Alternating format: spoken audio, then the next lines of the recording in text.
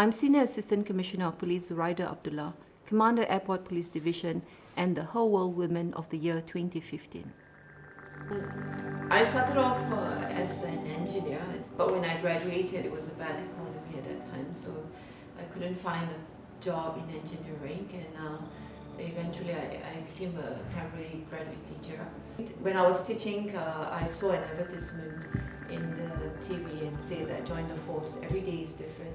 And I thought it would be something very interesting. To join the police force as senior officers, you could apply through the Public Service Commission at that time. And that's the form that they gave you 3 options, your first choice, second choice, and the third choice. Because I want to be in the police force, I put the police force only as my first choice. And I left the second and the third choices blank. It's either the police force or none at all. Police job is, sometimes we always say that expect the unexpected. So even though you plan very nicely your schedule for the day, something may crop up and there go off your schedule. But most of the time, it will be meeting.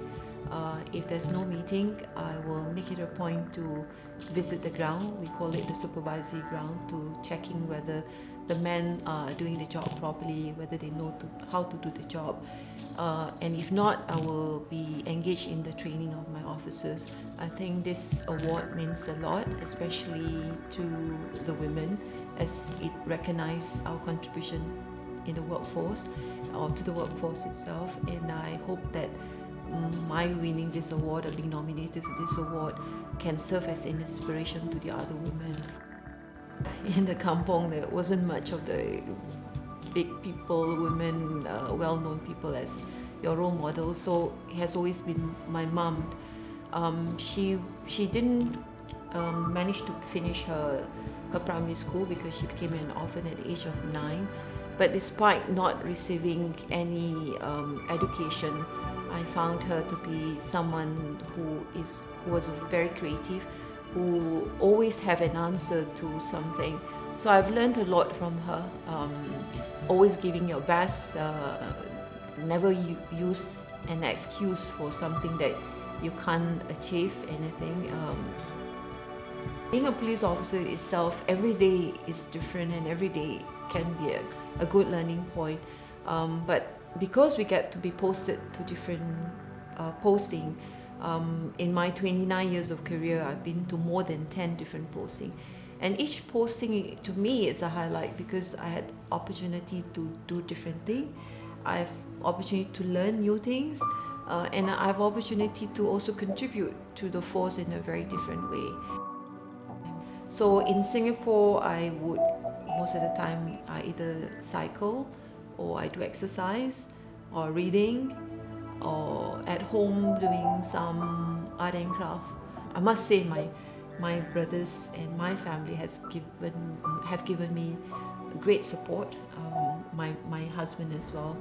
Without them, I would not be able to concentrate on my job.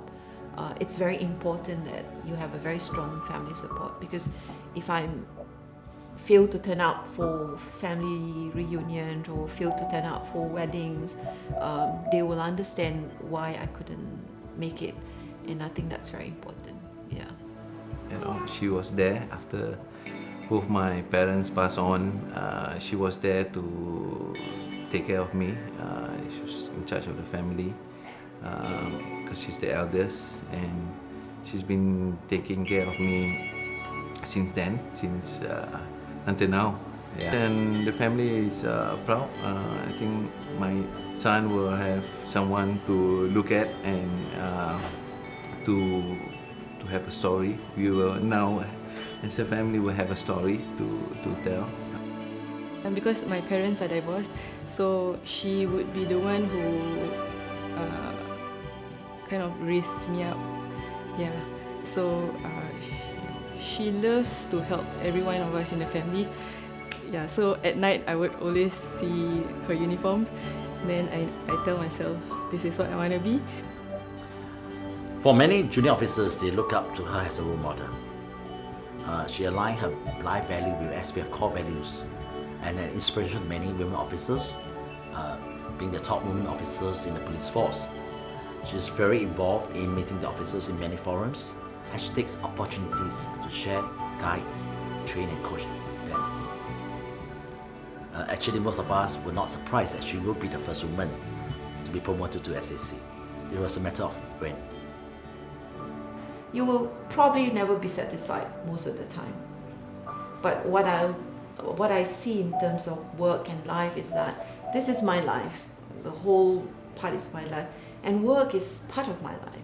So when I'm satisfied with my work, I'm satisfied with my life. And my family is also part of my life.